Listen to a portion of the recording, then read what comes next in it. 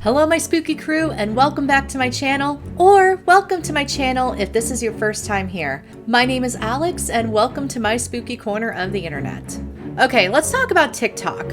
I've been on TikTok since about April 2020, so we're about 10 months in now, and really exciting. I am almost at 10,000 followers, which is pretty cool, and I've done a lot of different kinds of videos, from ghost hunting tips to ghost adventure spoofs to debunking, and I've been finding myself debunking more lately because that's where a lot of my viewership is coming from. People want to see me debunk some of the most popular haunted videos on TikTok. As of 2020, TikTok has over, I think, 800 million users now. I think we're closer to 1 billion now. And it's really one of the hottest social media platforms ever. I mean, it's a great way to share your story, do a how-to tutorial, you can do a dance, a song. I mean, the list goes on. You can almost do anything on TikTok.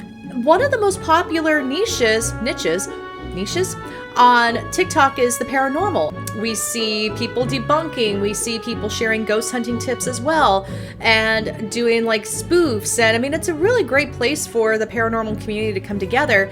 However, there is a growing problem on TikTok that I'm finding really problematic, and that is some of the really popular TikTok accounts that are blatantly faking things. Before we get started, don't forget to subscribe to my channel, give this video a like, and click on that notification bell so that you'll know when I upload a new video. And I do upload every Monday evening at 7 p.m. Eastern Standard Time, and I also do a live chat during each video premiere, so that gives you a chance to talk to me and talk to other people who are also into the spooky stuff. Doors slamming over and over and over again, things moving, things falling off the counters. I mean, we're talking like really crazy poltergeist-like activity, but a lot of it is not real. I mean, in fact, some of these creators are getting in trouble because people are seeing fishing line in their videos. Sadly, yeah, most of these videos are not real. I find that the more followers an account has, the more likely it is that they have videos of fakery. It really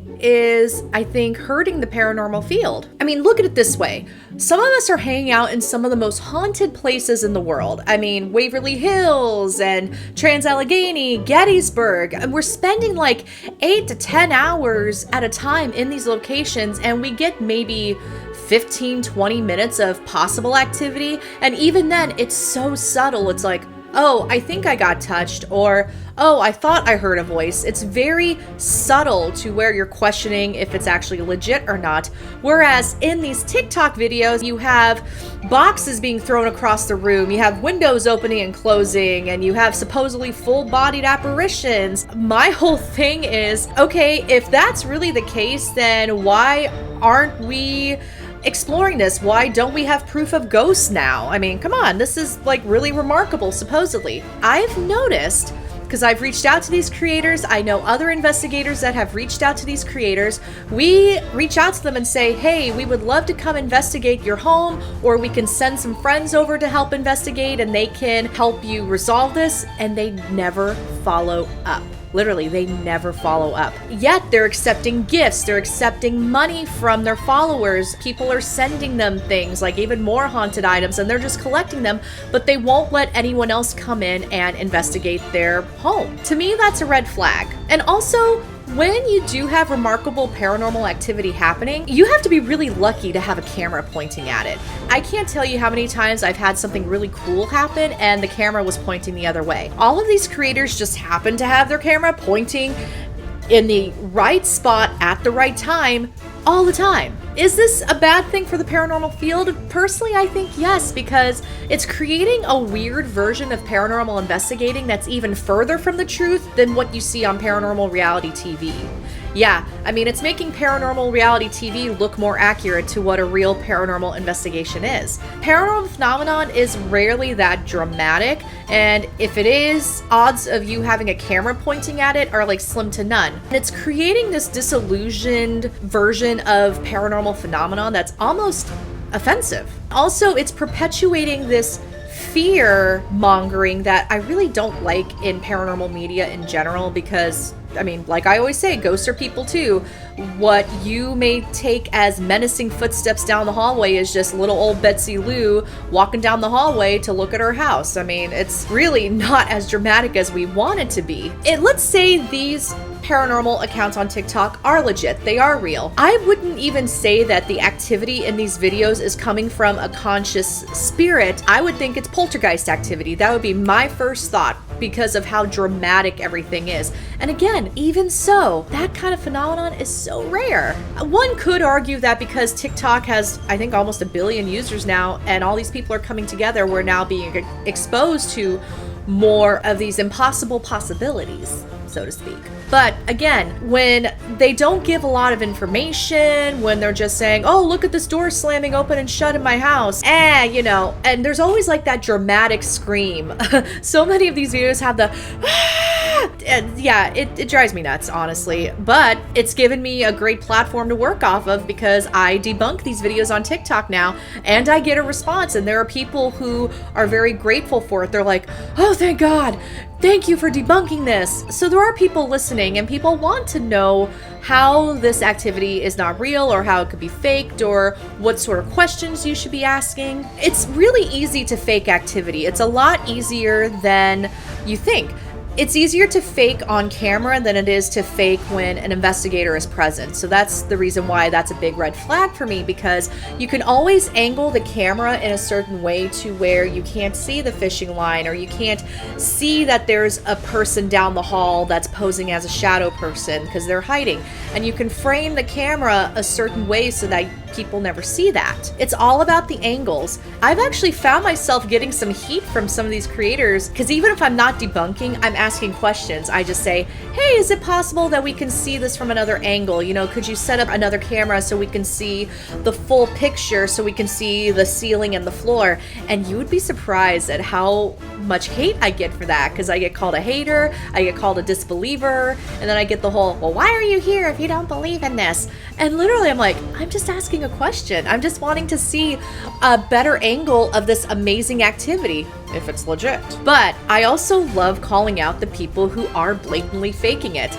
Now, there was a creator named Dances with Werewolves that was posting videos of these voices that were supposedly coming from the wall. She named the video series The Girl in the Wall, and I was listening to the audio. I was like, huh, that sounds really familiar. So here's the video where I debunk that.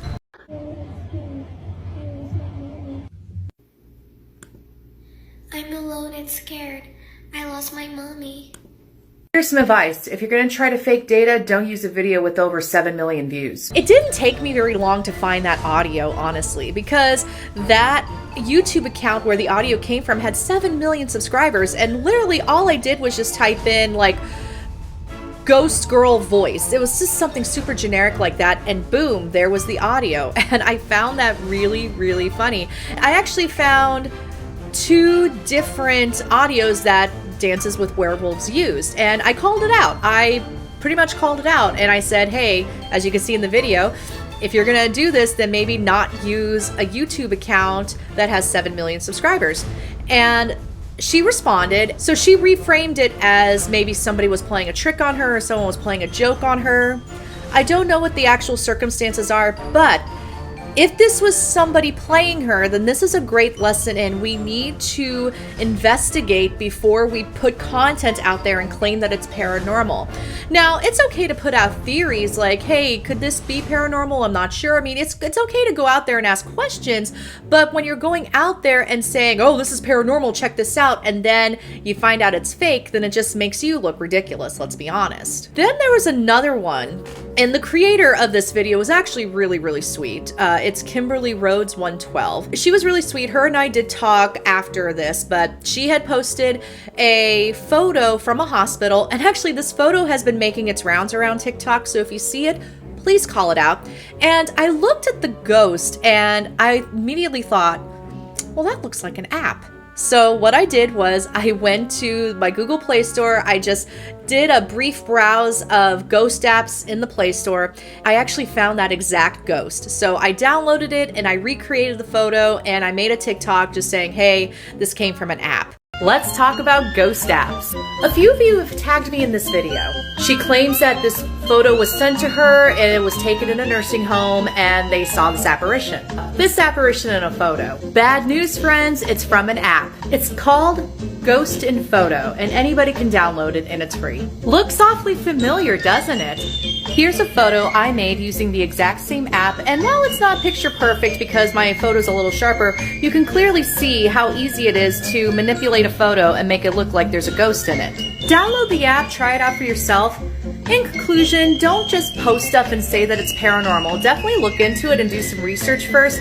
Ghost apps are very prevalent in the paranormal community and they're used to mislead people all the time, so don't fall for it, alright? So, thanks to everyone who tagged me in this video. This was a great opportunity to show you all about ghost apps. The creator, Kimberly Rhodes, was really sweet about it. She was like, ah, crap.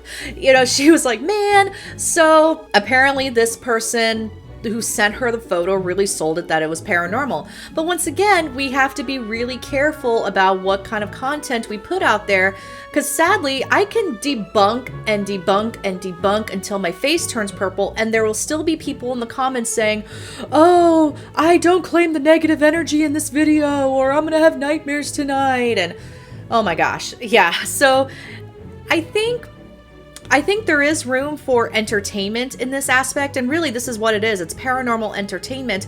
However, I think when it starts messing with people's heads, it's really becoming harmful. And in this case, I think it's becoming harmful. Sadly, ghost apps have been around for years, and this has been something that paranormal investigators have really been trying to get more information about it out there, because people are always creating new apps and new apparitions, and sometimes it's hard to track down that specific ghost. With most people these days, unless you find that exact same apparition, they're not going to believe you that it's an app. And in this case, I got lucky. I found the exact same apparition and saw that it was fake. But like I said, Kimberly Rhodes 112, she was really cool about it, and she did duet a video with mine afterwards and put it out there like, hey, it wasn't real. So I have to give her major kudos for that, and she owned up to it and accepted responsibility that maybe she needed to do a little more research for the next time. But yeah, she's great. I really enjoy her content. Okay, and then we have the TikTok